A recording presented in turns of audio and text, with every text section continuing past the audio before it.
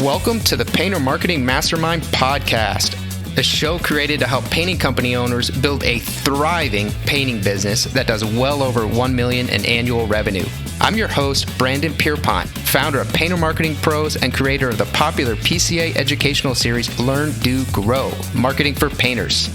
In each episode, I'll be sharing proven tips, strategies, and processes from leading experts in the industry on how they found success in their painting business. We will be interviewing owners of the most successful painting companies in North America and learning from their experiences. In this series titled People Make Dream Businesses, Jason Phillips of Phillips Home Improvements will be discussing how to escape contractor prison and build the painting company of your dreams. It is a 7-part series.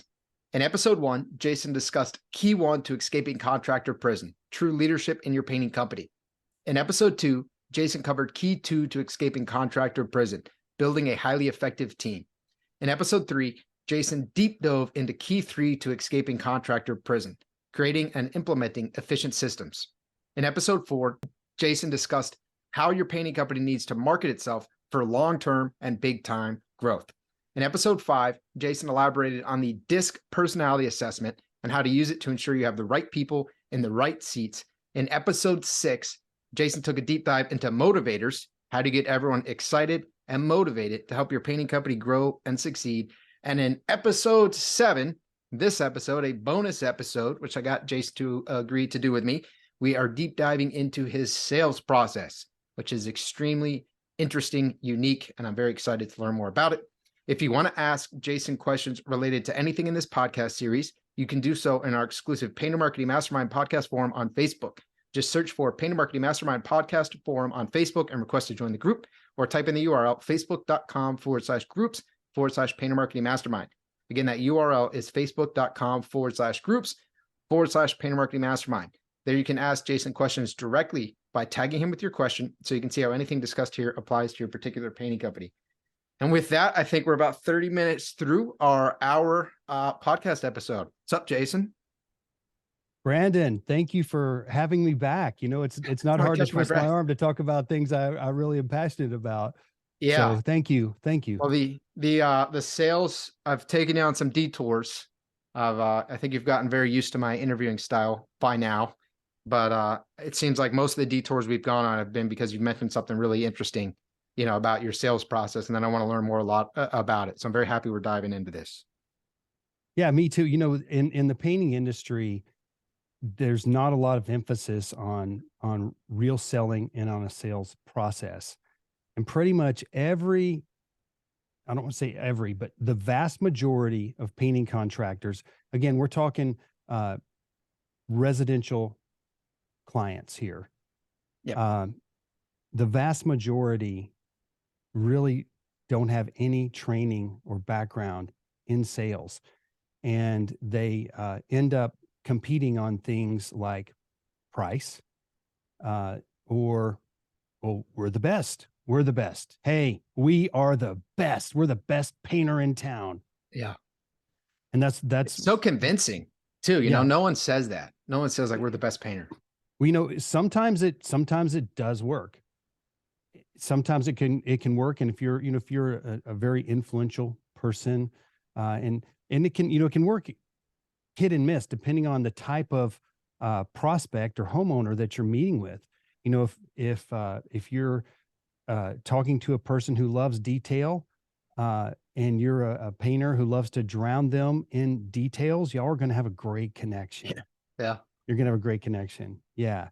But, you know, one of the things I'm going to tell you a quick story. Back about 8 years ago, I think at I had 18 sales reps, but they did more than sell. They actually managed the project. So a crew would get assigned, they would meet the crew out there, get the crew started, you know, talk to the customer, make sure we're all on the same track. They'd come back and check on the job and finalize everything and make sure the customer's happy and pick up the check, right? And pick up the yard sign. And when I discovered personality styles a bit before that, you hear me talk a lot about personality styles because it matters in your business. It matters who you have doing what in your business. And I had like 40 employees, and I gave everybody disc profile. And I started just looking at them. If you've ever seen the disc assessment reports, basically a little bar chart with 4 bars, for one for D, one for I, one for S, one for C. And I just started looking at the shape of the charts. And I began to put the pieces of paper in piles based on the shape of the chart, what looked fairly similar. Like, these are high D's, these are high C's, these are, DC's. And I just started organizing them. And then I went back through the stacks and I started looking at the names of the people on them. And I noticed in this stack over here, well, these were all my salespeople that were really good at closing the sale. They had a high closing rate, but they weren't good on satisfying the customer and getting all the details right, delivering the promises. And I discovered, okay, over here, wow, this set over here, and these guys, their jobs are always in budget. The production crews love them, and their jobs are their notes on their scope of work is always wonderful. And then I'm like, oh, but these are also the same guys that have a horribly low closing rate. And so, the production would be, oh, we love to get jobs from so-and-so's, salesman A, he is the best salesperson because his scopes are so detailed. We know exactly what to do. And the price is always great. And the customer's always so happy. He's the best one. They had no clue that he had the worst closing rate, he or them. So I had these two, but the problem is I had one stack, I had people that were really good at selling and not delivering the details and the promises, and the other that wasn't good at selling, but they were really good at serving the customer and delivering. And they were all doing the same job, sales and project management. And that hit home with me so hard. That day, I made a decision to split sales and project management into 2 different roles within my company. And some of the people, I lost some people over it.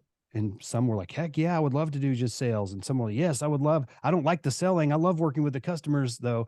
And so we split the teams up. And it was the beginning of something very wonderful at my company. You hear about get the right people in the right seats. Well, you got to get the right people.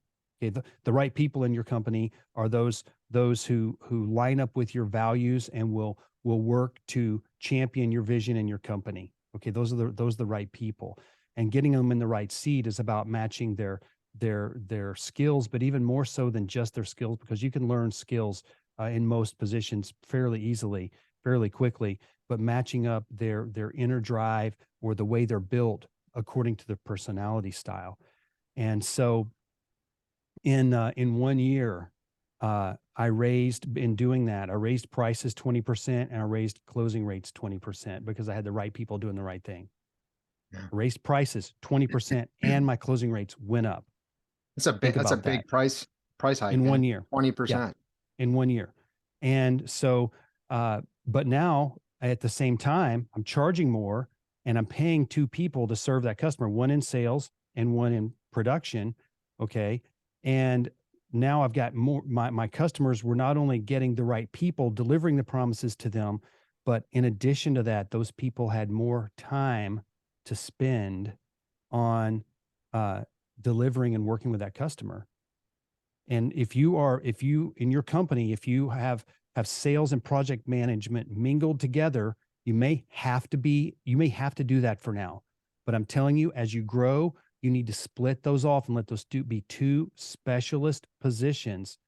And you can deliver and make happier customers. And when your customers are happier, what are they going to do? They're going to come back and bring their friends. Yep. And when they come back, they're going to be super happy and not as price sensitive as they were the first time around because they know you, they trust you, and you've taken care of them. So having the first thing talk about sales as having the right person or the right people doing the sales. It has to be someone that has the right mindset for sales. People who like to win, people who like to hunt. And these are typically going to be in-home sales, short cycle selling. These are going to be your high D people, high D plus something else. And, if you, in addition to that, no matter who you have selling, if they don't believe deep down that your company is a company of integrity and is the absolute best option for that prospect, if they don't believe that, they're still not going to perform very well. They'll just be in it for the money. But listen to this, sales really, at the end of the day, is a transfer of enthusiasm from you to your prospect. That's what sales is. It is a transfer of enthusiasm. And not that you need to be all, hey, oh my gosh, oh, we're going to come do this. It's going to look so amazing. You do need to have an element of that. Okay. But you're not there to win a popularity contest. You're not there to make a friend. Are you there to be friendly? Absolutely. Okay. But let's talk about the mindset. Are your people, are you estimators? Are you salespeople? Or even better, are you a consultant for the client, for the potential client? Yep. Because my company, we're not the best for everyone.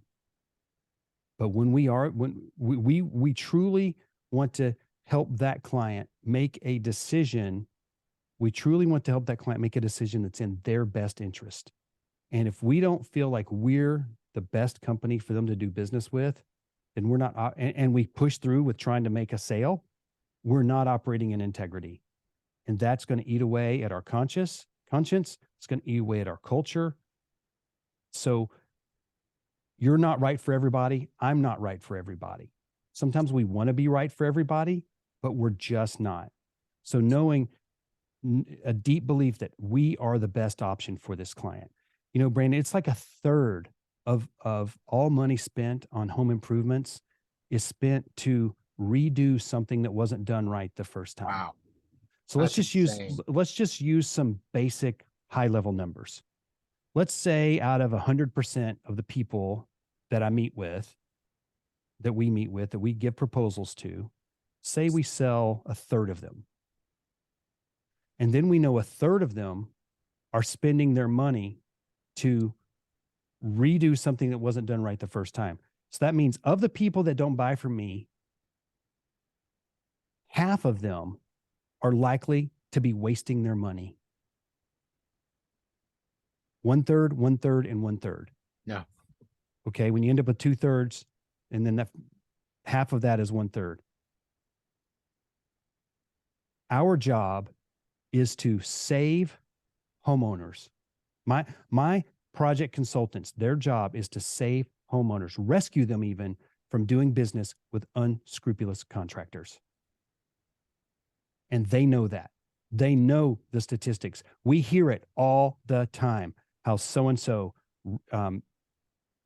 took our money, didn't come back, made a mess. Every homeowner that's ever owned a home for a period of time has visited homeowner hell, home improvement hell sometime, dealing with a nightmare story, dealing with a contractor. And they hear it in the news. It happens all the time.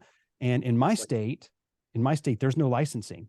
Okay, there's nobody policing out there saying, hey, you can't do business as a painter anymore. You didn't take care of your customers. Nope.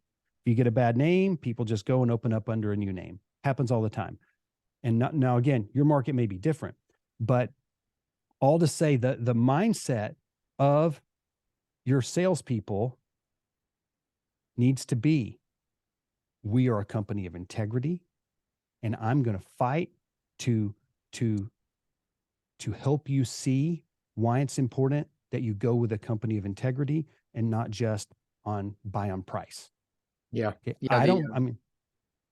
The issue that painting contractors have is very similar to the issue that marketing agencies have, right? Like Painter Marketing Pros, everyone's been screwed by a contractor. And even if it hasn't necessarily been a painter and the homeowner, they're kind of lumping them all together. You know, if the plumber screwed them, if electrician, roofer, a painter, well, it's just another guy who's going to come screw me, right? So that's kind of the perception. So then you have your project consultants, your salespeople.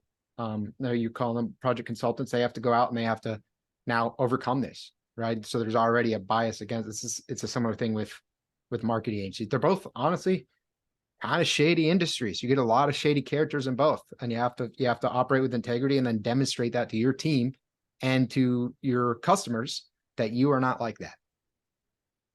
Absolutely. And it's, you know, it's not necessarily easy. And, you know, you can look at the reviews. You can buy Google reviews, but yes, we you were can. just, Black you know, hat we were tactic, just recently, I was at the watch shop with my daughter, and she had a nice new watch and wanted some links removed and wanted to go to the watch shop, and he, you know, doesn't talk about money at all, but we go and we sit there for a while and he takes care of her, removes the links and says, okay, we normally charge $25 to adjust the wristbands, but this week, if you'll give us a Google review, we're waiving that $25. You know that is against Google's TOS. 100%. Yeah. Okay. And that's actually, there's way worse ways to do it than that. But yeah, bribery is definitely against the terms of service. Contractors do it all the time. I got a letter about, I could have gotten up to three. I think it was only $10, but I could have gotten three of them. So it could have been $30 of Chick-fil-A gift cards from the company that installed my fence. If I left a review on Google, if I left one on Facebook, and maybe the other one was Yelp. I'm not sure what the third one was, but if I left all three, I get a $10 gift card for each one. Just take a picture and send it in. Tell you what, they have a lot of reviews. They have a lot of reviews online. What I like to do is, and what we do is we incentivize our people to wow the client and then ask for the review. We don't incentivize the client.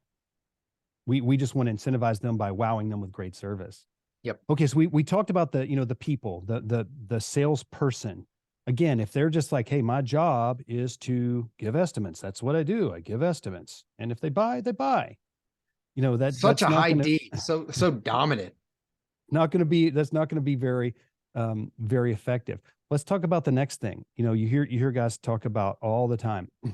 Our closing rate is, 80%, 90%, 60%, whatever it is. Okay.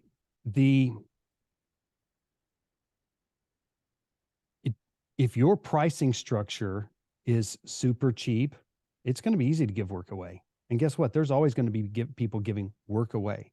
So I really, bragging about what your closing rate is really means nothing to me. And honestly, it really means nothing, because there's no comparison of what what the other guys were charging or what you're charging or the real value you're adding into your sales process.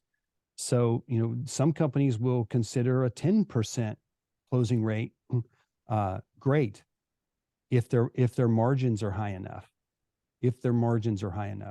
Sure. And how much are you paying for the leads? It all goes into a big formula. How much does the lead cost? How much to get to convert it, and all the way down to your customer acquisition cost. So most painters severely underprice projects. Here's what you hear constantly going around. And this was what I was told in the early days.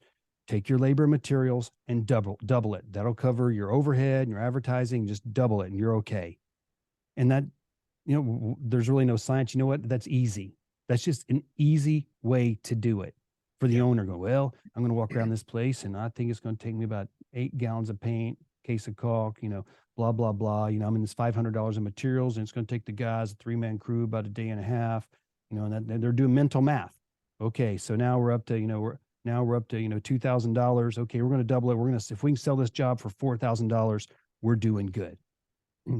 And you're not going to scale your company with that type of pricing, because you're not going to be able to put the right people in the right spots to really scale it. You're going to have to charge more. And how are you going to charge more? If you just raise your prices without a sales process, that delivers value, then you're not going to close any sales. Yeah. So, a lot of guys, one of the big things is, hey, I can't raise my prices because I'm not going to close any deals. Well, that's when you have to improve your sales process. Then you can raise your prices and continue to close deals and have the right people doing it. One of the things you focus a lot on, which I think is phenomenal, is it's not the widget. That's not your business. The painting is the widget. What you are is sales and marketing company, ultimately a people company, but you have to be really good at selling. You have to, I call it decommoditizing your business. If you go out and you're selling a painting company, well, then you're just a commodity. If you're a commodity, it is only logical, it is only rational to pay the lowest price, because there's no reason to pay more. You have to give people a reason to pay you more money.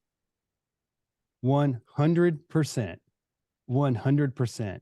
You will be a commodity, and therefore the only thing left to buy on is price. Yeah. So now let's back up for a moment before the sales appointment. Let's talk about setting the appointment for just a moment, because really that's part of the process. How many times have you shown up to a client's house or a potential client's house? You start doing your measuring and they're like, oh, hey, I got to run to get the kids. Hey, just leave it under the mat or email me. How frustrating is that? Whoever sets your appointment setters need to be following a process as well to ensure that the salesperson is set up for success. Not necessarily, I'm not trying to say make their job easy, but put them in an environment that is conducive to having a good conversation with someone that is interested in what you sell. Yeah. And so again, we've talked about this on previous episodes, but we want to meet with both homeowners whenever possible, and we want their full attention for 60 to 90 minutes while we're there. We don't just do drive-by estimates. I used to in the day, oh yeah, we're going to do a drive-by. We're going to do a drive-by. And to some extent, if a sales guy was busy, he loved throwing in an extra drive-by because he might get something for very little work or effort. And clients these days, or homeowners, the public in general, is educated to be wary of salespeople and just get a bunch, get 3 quotes, right? Get 3 quotes. And they don't really want to meet with you because they fear a high pressure sales tactics. And you should never be pressuring people. You should never be pressuring people. If they feel pressured into buying, regardless of what you mean, then they're pressured. Now, granted, they may feel some pressure because of their urgent need, which is a justifiable pressure that maybe they should feel. But we don't do these drive-bys. We meet with the owners of the property. Jason, I want to kind of walk through your process here, right? So a lead comes in, right? I want you to walk me through this thing. Like, what happens if it varies by source? So let's say if someone calls versus maybe they're a website lead, or however you do it. Let's go through like step by step what happens to that prospect. Okay. So for instance, let's say someone arrives at my website and submits a form, says, hey, I want an estimate for, exterior painting. Yeah. That form is immediately going to push that data into my CRM. They're going to immediately get a text message. The prospective customer will get a text message. Yes, they'll get a text message. And then they go into our outbound call queue.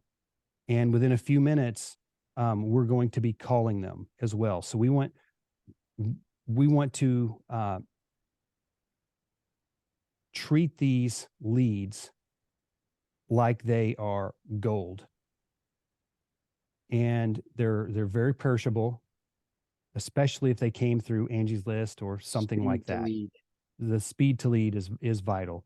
And so we're going to reach out to them. We're going to text them if we don't hear back. And a few minutes later, an automated email goes out. But we're also trying to call them. And this is a call center, an in-house call center you have. Yes. Okay. So once we get them on the phone, we're gonna ask them to tell us about what they need.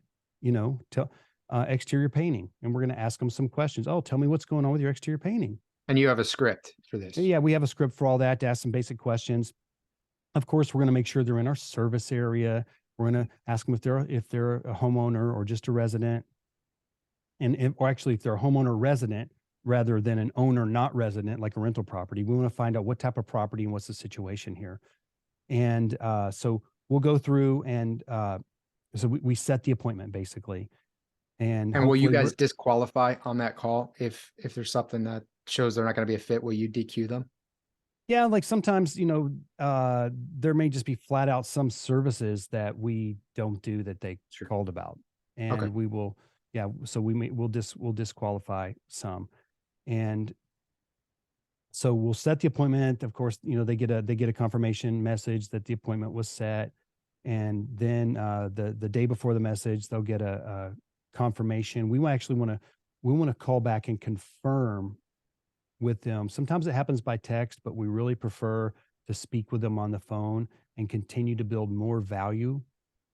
What I don't want is for some other company to get there before my guy gets there and they sign up with that guy. So you'll try to get them on the phone again prior to setting the estimate when you actually conduct the estimate. Between the initial scheduling of the appointment and the confirmation, the thought I want in the back of their mind is, I ain't making a decision until I talk to Phillips Home Improvements. Love it. Love that. I want them to anticipate meeting with us. Those are great touch points too. Actual phone conversations. So, then we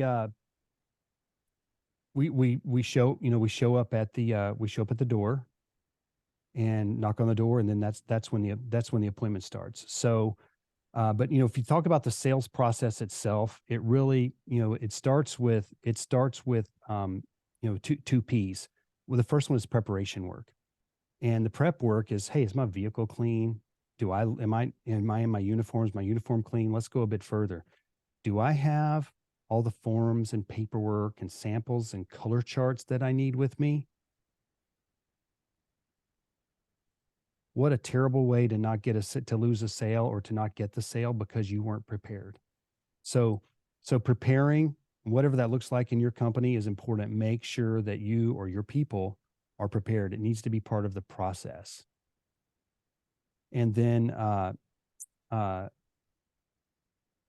second step really is one of the things that I always did, Brandon, when I was pulling up to an appointment. A lot of times it'd be a 6 p.m. appointment. We'll have had appointments all day, long day, ready to be home. Wife's calling, when are you going to be home? And I want to be home too. But that last homeowner that I'm there to meet with, did they deserve my second best? Did they deserve my company's second best? Leftovers, end of the day, Jason's worn out. No, they deserve my best. So literally I would pull up in front of the home for just a moment, and I'd get my mind right, and I would actually say a prayer. And I'd just say, God, help me to really listen and hear what this homeowner needs. Help me to make an emotional connection and present the solution to what they really want and need. And I would put on, hey, it's game face. I'm on. It's just like a trigger. Get out of my car, go knock on the door. Okay. Flip the switch, man. Yeah. Yeah. You've got to flip the switch. They deserve your best. They deserve your best. Game time. So from there, we knock on the door, and when we knock on the door, we have a script we follow, and we want to confirm what our paperwork says. And our paperwork says whatever the appointment said, or the appointment set or put in the system. And it would be, something like this. Hi, Mr. Smith. Hey, Mr. Smith, I'm Jason with Phillips Home Improvements. I want to thank you so much for inviting me out to your home today. My paperwork here, and I'd point at my clipboard and look at my clipboard, says that I'm supposed to be meeting with you and Mrs. Smith. Is she available? Oh, great. Why don't you grab her real quick? Hi, Ms. Smith. I'm Jason. Again, thank you guys for inviting me out. Which one of you two spoke with the office? Oh, Mr. Smith, you did? Great. Did he tell you what we'd be doing here today? That's right. We're going to take a look at what you want to have done, what you need to have done. Sometimes those are a little bit different. And if you like what you, if we can do what you want and need, I'd be happy to sit down with you and provide you with an accurate written proposal of exactly what your investment would be.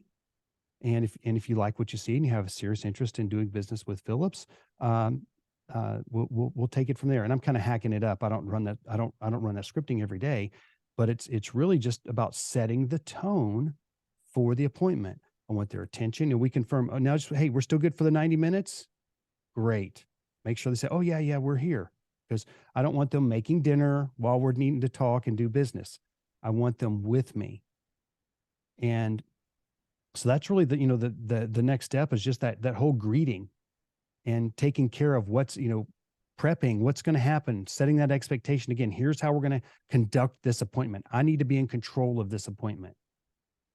So then the next thing is we just diagnose, and we'll start by saying, hey, great. Well, why don't you show me the area you're most excited about, or the one that's giving you the most pain? And they'll start walking us around, and this is our diagnosis. And we just want to ask a lot of questions. And if they point things out, we're going to, ask them, wow, how long has it been like that? The peeling paint, the rotten wood. Okay, great. Wow, there must be a good reason you haven't done anything about it till now. Maybe they just noticed, or maybe they're going, yeah, we've just been super busy, or, oh yeah, we've gotten a couple quotes already, or there could be a number of reasons. Hey, we're waiting on tax return. It could be whatever it is, but you're asking questions. We're diagnosing. A doctor doesn't come into your house or come into your house. You don't go into the doctor's office and they don't just walk in and look at you and prescribe what needs to happen to you. They're going to ask you questions. And a lot of those questions may seem irrelevant at first, but they need to know the basics. And then they're going to start asking deeper questions and digging. And that's what the diagnostic walk around is. And we're interviewing, we're asking questions, but the tendency is to start saying, oh yeah, we're going to do this. We're going to mask this. We're going to scrape and this, and that we're going to wash it this way. And we're going to paint this way. And it's to start selling everything. And that's not the proper time to do that. This is about finding out what is really going on with their property. So, Brian Tracy this stuck with me years and years ago. Brian Tracy said, telling is not selling. Selling is asking questions. I'm going to say that again. Telling is not selling. Selling is asking questions. And if you are doing, more, if you're doing 70-80% of the talking on your appointments, your presentations, you're doing it wrong. You need to get the client. You need to get the client doing more of the talking by asking probing questions. Yeah. Asking. And then you show you questions. have the solution. This is a fit. But the mistake people make is they come in and just say, yeah, like you said, we're going to do this, this, and this. But what you do is you make the homeowner feel not heard. And what you've now created is you've made yourself a commodity, because you came in, you say you're going to do X, Y, and Z. Well, the other guy said he's going to do that too, but he charges $1,000 less. So let me give an example of why it's not a good thing to be selling while you're walking around doing your diagnostic. They might say, you're talking about some rotten wood or some rotten trim around the window. And they're like, hey, do you replace these with Hardy? What do you guys use? Oh yeah, we use Hardy. It's the best. Well, what if for some reason they hate Hardy? Or what if they work for one of the competitors? Or any number of reasons. So instead of saying, yeah, we're going to do that, you should answer with a question. Oh, that's interesting question. What makes you ask that? Find out why they asked that question. Maybe the guy before them maybe the guy before recommended it.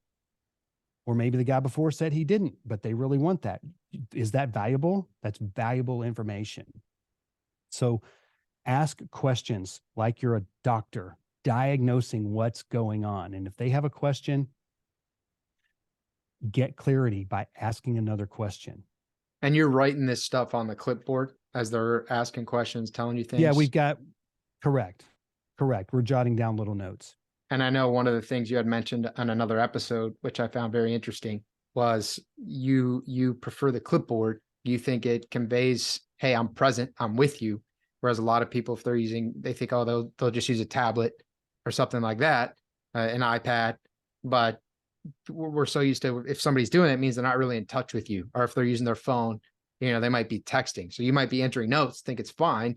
But even if it's just a subconscious impression that you're now conveying, is that you're not truly engaged, you don't truly care. Whereas the pen and paper is very clear, you're not texting your friend. Yeah, and I don't even know that it's necessarily that they think you're texting. That I do think that's an element of it, but there's just something about a paper form that shows you're taking notes. Hmm. And it speaks volumes, especially to older generations. I don't mean old generations. I'm just saying older generations. And definitely don't be using your phone for this. And that's the kind of thought out thing that goes into this preparation. I just want to point that out because you mentioned it, and it would be easy to just not think about that. Obviously, you want to make sure you're wearing your uniform. You want to make sure that you have the color swatches and whatever else you need. But you should be having this thought go into your entire process. Every little detail should be pre-thought. Well, we also use that form as a point of review later when we're sitting at the kitchen table. Hmm. So there's another reason why we want that to be a paper form. So, and when we're done, I messed you up. no, We're we're talking good. about the diagnostic. Yeah. So once we're done with the diagnostic, the customer, the prospect should be thinking three things. This is more work than I thought. It's going to cost more than I thought. And I better not wait much longer to get this done. And the reason I say that is I don't want to make a blanket say that's universally true what they need to be thinking, but generally speaking, out of 100 people that call you to paint the exterior of their home, how many of them should have done it a year or more before because the damage is worse? Probably 90% of them, maybe more. Yep. People don't generally pay to keep it in great shape. They pay to repair it because they've got other things on their mind. And we know that if they wait, over winter or they wait longer, labor's going to increase, materials are going to increase, the peeling's going to increase. So the quantity of labor is going to go up. Maybe there's more rot that needs to be replaced. The costs are going to go up exponentially if they wait. So 90% of the time, it's better for them to make a move sooner rather than later. And again, let's take 100 people. If they think that, if you go out and you think the project is going to need 100 units of effort, how many clients think the project is that big? They generally think it's a much smaller project because they don't understand what it really takes to get it done the right way, the way that you're going to do it. So that's, again, they need to see through the walk around how much work it is and point out things and, hey, what's going on there? Tell me about what's going on there, and ask them questions about peeling paint, rotten wood. Maybe there's paint on the brick. Oh, how'd that get there? The last time we had the house paint. Oh, wow, I'm so sorry. How'd you find that guy? Oh, he was referred by Susie down the street. Oh, okay. So now you're starting to separate yourself right there. And you're not saying, oh, wow, look, he did a terrible job. She's telling you that he did a terrible job. Does that make sense? You're leading this conversation through questions, and you're kind of allowing her or him in this instance to figure out, hey, there's actually a lot here, and all the questions that they're asking me show me they really know what they're doing. And you're letting them build the case for you. Absolutely. I want to expose the real need of what they have done. I want them to see how much that is. And sometimes it's a great amount. Sometimes it's not that much greater than what they think it is. But generally speaking, the need is more than they think it is. And the urgency is higher than they think it is, generally speaking. Again, not always, but generally speaking. So a sales process needs to, it needs to build trust, needs to build credibility. It also needs to build value, and it needs to build urgency. Those are 4 things. And and so many times we just want to overload people with facts. We want to drown them in facts and try to convince them. There's a difference between convincing and persuading. There's a big difference between convincing and persuading. And let's not get bogged down in all the technical mumbo jumbo. And let's take a consultative approach to helping the homeowner. And we're really there. Our heart is there. We are there to help them. They called us because they need someone that they can trust. And what we're really selling is peace of mind. That's what we're selling. I'm not selling home improvement projects. I'm selling peace of mind. They're looking for a company that they can trust. I love it, man. So, if you go and you just kind of throw a bunch of technical specs at them, you tell them, hey, here's what you need, here's what we need, here's what we're going to do, and you just kind of ram it down their throat, then they're not really going to trust you. They might think maybe you're good at painting, but there's no relationship being driven. There's no value being driven. When you're asking all this stuff, you're building credibility, trust, you're building all this stuff along the way, because you're also showing you really know what you're doing. You're showing, hey, you're super detail oriented, because you're asking probing questions that maybe they hadn't even thought about. And you're conveying the value, because as you go through it, they're going to be like, man, this company, they're not going to miss a beat.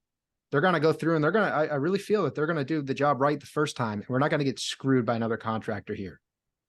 They may ask you, hey, do you guys, can you guys do this? Oh yeah, we can do that. Tell them a story. By the way, facts tell, stories sell. Like that. And Mrs. Jones last year had the very same problem that you're having right here. And let me tell you how we fixed it for her. We did A, B, C, and D, and it's in great shape. Matter of fact, I've got some here in my phone. I've got some pictures of the befores and afters for her. So you can show some of that as well. Tell some stories. It's okay to tell some stories. And that's why it's better to, they called you out to look at their problem or their dream. They didn't call you out to make a friend. And it's, we tend to think, oh, I need to make a connection with them. Oh, I see baseball caps or trophies. Oh, my kids play baseball too. We think we want to make a friend. It's okay to maybe notice something, but stay focused on conversations. That's right. People know what you're doing. They know what you're doing. Stay focused on things that are adding value to them, to the appointment. Add value to the client, the potential client. So, don't let me forget before we're done, Brandon. We'll talk about some common errors. Okay. Yeah. That are made. But so we're going to do the walk around, and at the end of it, they're going to be thinking it's more work than I thought. It's going to cost more than I thought, and gosh, I better get this done sooner rather than later. So at that point, we're going to say, hey, great. It looks like I've got everything I need here. Why don't we head on inside, and I'll punch these, I'll punch these numbers in the system. So we'll head inside, we'll sit down, hopefully at the kitchen table, and we'll start going through taking our notes and taking our measurements that we got while we were outside and plugging them into our system, which either, for instance, runs on an iPad. And they can look over our shoulder. We don't have anything to hide. Our pricing is clear and transparent. Maybe having a conversation with them along the way, or they may be doing dishes or making a phone call or whatever they need to do while we're doing this. Might take 10, 15 minutes, whatever, to punch our numbers in the system. And we'll just, we'll confirm with them once again the scope. But I'm getting a little ahead of myself. Before we even punch in the numbers, we want to see if, where they're at with trust. and we want to tell them a little bit about the industry, give them a very, very short presentation on who we are as a company, and ask them, is Phillips the company you could trust your home to for this project? We need them to say yes. If they can't say yes to that, then we don't even need to waste anybody's more time, anybody else's That time. is not going to be a fit. But we need them to say, yes, Phillips is the company I can trust, or I want to trust this project to. And we'll say, well, hey, great, thank you for sharing that. So, other than simple affordability, that being price or payment, is there any reason you wouldn't trust Phillips to do this project for you? No. Okay, great. Well, let me punch these numbers in the system and let's see what the price comes out to be. So we'll punch the numbers in the system, and then we'll sit down and say, okay, I think I've got everything added in right here, and we'll show them right there on the screen. And we'll point at it. It looks like it's going to be $10,250 or as little as $193 a month. And then we want to see, are they interested in the interest rate, or are they wanting to pay cash for the project? So we're going to talk about the payment. Sure. I like how you got ahead of other objections. How it wasn't, okay, you show the price. It's like, if there is anything else bothering them, it's better to try to get ahead. Obviously, people are potentially going to become emotional at price. That's then going to become very much the central point at that point. So you're covering all your bases. And then it's like, hey, maybe if it's too high, then maybe honestly, maybe they couldn't afford it. Maybe you kind of shouldn't have been there in the first place. Or maybe you just didn't build the value in such a way that the close happened. Right. And there's a number of things that they could say. Well, I've got this and this and that blocking it, and so that gives us, a decision on which way we should take it. They may say, oh, I need to consult with my spouse. And we're like, okay, well, we didn't think there was another decision maker. We're thinking that in our mind. So Sure. we need to decide, am I going to go ahead and, finish my presentation here with this person? Am I going to try to get the other person on a phone call with us? Am I going to try to set a second appointment to deliver my price later? So we need to find those things out before we punch the price in the system. Yeah. And if there's a second decision maker, what are they going to hear? Oh yeah, Phillips Home Improvement, they came. Yeah, they quoted over $10,000, like 10.2 grand. What? They quoted 10.2 grand? Joe Schmo, he quoted 7,500. Why are they quoting 10.2 grand? Because they didn't go on that walkthrough with you. They have no idea what you're actually talking about. And homeowners don't, in this situation, again, this is not a commodity. And what you include and what the other company includes is likely not going to be the same. Yes, it's not They apples to apples. may quote the same materials. That doesn't mean they're going to use as many or apply them the same or deliver the same experience, right? So you need to be there for this part of the conversation, if at all possible. Yeah. And so the some of these steps I'm getting them out of order, Brandon, but we also talk about, we present with them, here's how you can get your project done. When it comes to taking care of your project, you can do it, the first way, which is you could hire, a XYZ company. And, we talk about XYZ company has no insurance. Okay, they have no processes, all of those things.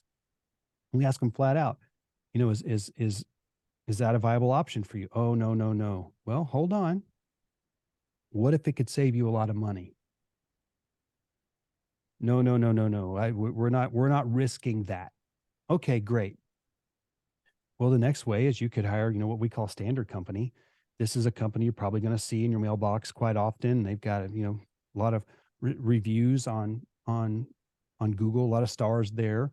But again, they're going to do this and that. And we start talking about some of the general things the industry does that are not going to be advantageous, that let's just say that the customer should be concerned about. And they're no, we don't want that. Okay, great.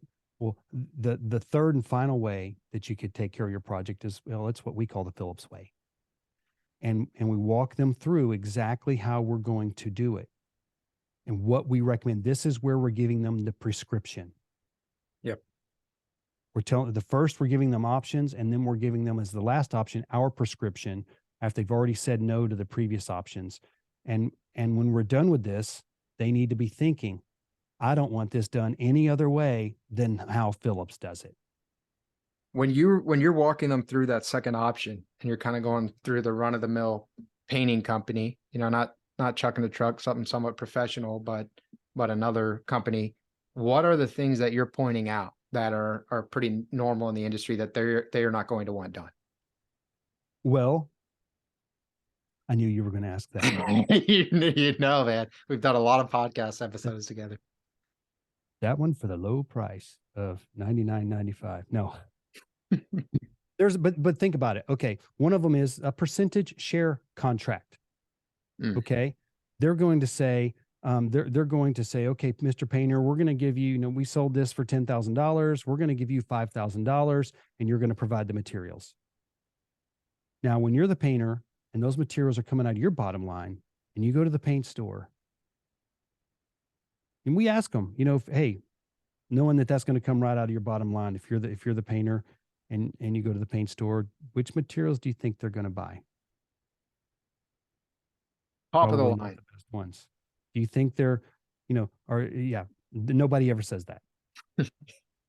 Nobody ever says that. And do you think they're going to, put them on thoroughly and liberally the way they should? No, they're not. Make it count. Stretch that material. Yeah. And so at our company, I buy all the materials. It doesn't come out of the crew's money. I don't want the crew feeling like they need to skimp on materials to save money. Yeah. I don't want that. And so I've always paid for the materials. Again, you may do it differently, but I want them to see the risks of doing business with those other companies. And a lot of times, those other companies don't have any real processes or standards by which they produce the projects. And in our area, really, no other company has the same awards that we have. And again, I know that's about us, but pointing out certain things that we do in the Phillips way of doing things, the way we mask, the way we wash, the way we caulk, the way we apply full strength paint, the way we ensure with a final walkthrough that they're happy, all of these little things. And then they're like, yes, that's the way I want it done. Okay, great. So that's when that's actually when we, punch the numbers in the system after that. Yeah. What a pre-sale. So we don't, great pre-sale. So we just follow a method and every person is trained to do it the same exact way time after time. I see on Facebook, you guys have your sales trainings, right? Which is, I don't really see a lot of painting companies do that. You guys will put on Facebook like, hey, I had a sales training today. What are you covering? What does that training entail with your team? Well, it depends. Okay. Like the new guy, he's going to get one-on-one training in the classroom and in the field, regarding how to scope, what to scope. So the whole scoping part of it, how to work our systems, and then our sales methodology. He's going to get all that. He's not just going to get information. He's going to get training, which means he's going to role play until he can say each thing correctly with the right inflection and the right pauses. Okay. These guys have to earn their first lead. That's awesome. They have to earn their first lead. So, and again, we want them to earn their lead, but we need them to win. So we're not just trying to be tough on them to be hard. We want them. Here's what we say. Look, we don't, if this was martial arts or whatever, we want you to die in here where it's safe and not die out there where you're losing money and burning through company leads that we pay good money for. We're going to practice right here in the classroom. in the great room where greatness grows. We call it the great room where greatness grows. We're going to practice right here in the great room. We're going to develop your greatness right here so that you can win more out there. The great So room where greatness grows. So now the meetings that you see, generally speaking, the meetings that you see are that I post online are group meetings. And some of those are going to be, there's going to be a little bit of information and a little bit of training. And sometimes we're going to IDS or identify, discuss, and solve some issues that they're having with a certain way to price something, or maybe overcoming an objection that they're having. And then they'll, role play or whatever it takes to do that. So there's all types of different training that happens there. Yeah. Yeah. You guys have a lot going on, man. I am very, very impressed by your sales process. I know it's taken you a long time to get there. I also know you have a background and a passion for sales and marketing. So this is something you're particularly adept at. Well, we've studied a lot of, I hired a coach for a couple of years, and I've studied all types of sales methodologies and trainers. And we've just, we've made our own thing, and it works very well for us. It's very predictable. That's great. Do you have any, as we're kind of talking about your, background learning this stuff and hiring coaches and whatnot, do you have any books? If people are listening, like, man, I would really love to get better at selling or just understand it more. Any books or podcasts or anything you would recommend? In particular, you can get, the books and such, you can get a lot of theory, which is great. And you can get some tips here and there, but really this stuff is best learned in a workshop. It's or one-on-one. When we have later this year, when we have our Contractor Freedom Summit, we're gonna delve into this just a little bit. But now your average, your typical painting company is going to have, your probably one estimator and the owner is what most of them are going to have. So let's talk about some things. I didn't even finish going through the process. There's more to the process, but you can't fix it all at once. But you know what you can do? You can start by setting up better appointments. You can make it easy for your people to get the price right. Make sure, do you want your, I'm going to give an example. I had this guy back in the day that, production didn't really because they had to figure out some of his details. We do roofing as well. And this guy, he could sell anything to anybody. You raise the price 20%, doesn't matter. He keeps selling. Okay. And a good salesperson, don't bog them down getting the details. You need to make it easy for them to price.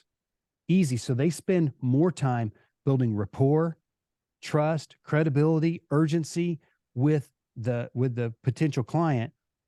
And I'd rather have more sales that have some details that we need to figure out on the back end than less sales that were perfect. Yeah. You've got to be selling something. And there's a lot of reasons businesses can fail. Cash flow. Why do you not have cash flow? Probably because you don't have sales. Okay. You've got to keep the sales machine going. You got to feed the sales machine with leads. You got to keep the sales machine going, keep the money flowing, and you can solve the rest of the problems. Yep. Yeah. You're always going to have problems as a business owner, and you can have problems and no money or problems and money. Right. I'd rather have problems with the money. Exactly. Right. Becomes easier to solve your problems then too. You can hire coaches, you can bring out, increase your team. You can do stuff like that. Reward people, all of that. Yeah. And at the end of the day, people, here's where the logic comes in. Okay. They're never going to say yes until their perceived level of value is more than you're charging. If you're charging 10,000 and you think it's worth 13,000, but you're willing to do it for 10,000 for whatever reason, and they only think it's worth 9,000, you're not going to get the sale. You've got to help them see that it's worth the 10 or the 13. through a good sales process that exposes need, that builds value. And it's not just the value of the work you're being done. Look, if you hire the wrong guy or they do it wrong, it's going to cost them more than it costs to hire you in the first place. Sometimes it will cost more to not hire us than it does to hire us because it's risky. It's risky not hiring us because, again, statistically speaking, you have a 1 out of 2 chance of wasting your money if you hire someone else. Yeah, And it's that's powerful. never going to be cheaper than it is right now. That's just the truth. Prices are going to continue to go up and your house is going to continue to deteriorate. Jason, I don't live near you, and I don't really have a need for a paint project, but you're selling me. I feel like I Huh. need to get something painted, creating this sense of urgency. Hey man, What oh, go ahead. I was going to say you were probably about to remind me of those common errors. I'm about to. Yeah, I was about to say that. Okay. So, hopping on Zillow to see how much the house is worth and then determining how much effort you're going to give it. We don't permit that. Some of the opportunities that would appear to be lesser are maybe people that have lived in their home a long time and they put their kids through school and put their kids through college and paid off their mortgage. And now they've been saving their money and they're going to totally make over their house with cash. We see it all the time. But your salesperson, they might think, this is a terrible opportunity. You can't let them value judge. Another one is selling rather than diagnosing during the inspection. It's easy to do. It's easy to fall into. You have to remind yourself. Yep. Trying to make a friend instead of just being friendly. You're not there to make a friend. They don't want you to become a friend. They're looking for someone they can trust, that's reputable, that's credible, okay, that's professional, that has expertise. Another one, which we didn't really talk about, is not presenting a price on the first appointment. I'll email it to you. If you're emailing your quotes, then you're commoditized. Jason, when you guys present that price, are you trying to close it right there? Well, we're not trying to close it. We're trying to give them a reason to buy. So, but let me rephrase that. So when you present the price, is it more common that they are going to buy then, or is it more common that they will buy at a later time? 50% of the sales we get are sold on the initial visit. Okay. Because it's just interesting because you said, it is a common mistake. I agree with you. But by far, the majority of people are emailing that quote over later. Oh, I know. I talk to them. Yeah. I talk to them. So it's just interesting how adamantly opposed you are to what is essentially an industry standard. Yeah. And even most of the software platforms take you down that route. Yeah. But that's not the way to do it. I mean, it's okay to follow up later. I mean, even though we present in person, we do send it to them because we don't carry printers. We show it to them on our screen, and then either way, whether they sign it or don't sign it, they do get it in email. But it's presented. It's company policy. We present our proposals face to face. Is there a reason you guys don't carry printers? We don't need them. Everything's digital signatures, the way our system works. We used to carry printers, and I have nothing against them. Okay. I didn't know if there was a psychological reason for that. No. It's just that mobile printers are terrible. Yeah, got it. Okay. That's mainly it. Yeah. Another one is, confusing the prospect. You've got to nail down what's the scope of work they really want done. Where should they start? A confused prospect will never buy. They don't need to be confused about what they're doing, about the best way to do it, about when they should do it, about what products they should use. They don't need to be confused about how to pay for it. Got to make it easy. Make it easy. There's so much anxiety and emotion attached to the home and the home improvement project. and the amount of money that it costs. Make it easy for people. Make it easy to do business with your company. And here's another one that I see even among my own people that we just have to constantly remind everybody of, is that it's a huge mistake to think that every buyer buys like you. If you're a data-driven person, you're going to default to thinking that every prospect wants to think it over. And it's just not true. They didn't have a reason. They weren't given a reason to buy. And you've got to give them a reason to buy. And some people do need to think it over, and that's okay if they want to think it over. But let's give them something. Let's, give them the price in person. You'll sit at that kitchen table with them for as long as they need to think it over. Absolutely. No, I mean, literally sometimes they'll say, oh, well, we just need to talk about it. We need to talk about it. Oh, great. Tell you what, I need to run out and call my boss real quick. I'll go ahead and load my stuff up and take it to the car, and I'll make a call. Why don't you just step outside and flip the front porch light on and off real quick when you're ready for me to come back in? Okay. We've talked about it. We're ready to go. If you don't ask, you don't get. Yeah. Man, so no. So often, I mean, that's so smooth, but it's not pushy, it's not aggressive. So, and very few people would think to do that, but I'm sure that's scripted. You guys have planned for that.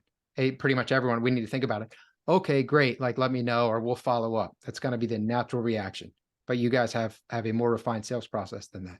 Well, that's the problem. Most people don't plan. They don't sit back and say, hey, what are the reasons why, a homeowner wouldn't buy from us? Well, A, we didn't give them a price. B, they have other estimates. C, they need to think it over. B, they need to, talk to their spouse. Why don't we discover how to overcome those objections or delays, or how to at least deal with them in a productive way? Because then what happens is we end up calling them back and using the F word. Hey, this is Jason with ABC Painting. I'm just following up with you here to see if you ever made a decision. Oh, you did? You already hired someone? Okay, well, thank you so much. Would you keep us in mind next time? Is that what you do? Is that what, So I hate the follow-up word. Yeah. So, but again, half of our sales come through following up. Okay. But the way you handle it, is you need to have a method by which you handle it. It's not just the way you handle it. How are you going to train your first salesperson to do it? How are you going to train your second one and your third one and your fourth one? How are you going to do that? You need to have everybody trained and doing it exactly the same way. And you need to make it easy and efficient to train people. It needs to be written down so that you don't skip steps. And again, it's not rocket science. It is a lot of work. But if you are looking to scale your company, dialing in your sales process is a huge key to scaling your company. 100%, man. You have, Jason, anything else that you want to add as we not only wrap up this episode, but we actually wrap up your 7-episode series? Well, I'll say this, Brandon, I've had a blast talking business with you. Yeah, it's been awesome. Sales, marketing, personality styles, people hiring, all of that stuff. I've had a blast. So thank you for inviting me to be a part of this. And thanks for contributing so much time. But I would just say,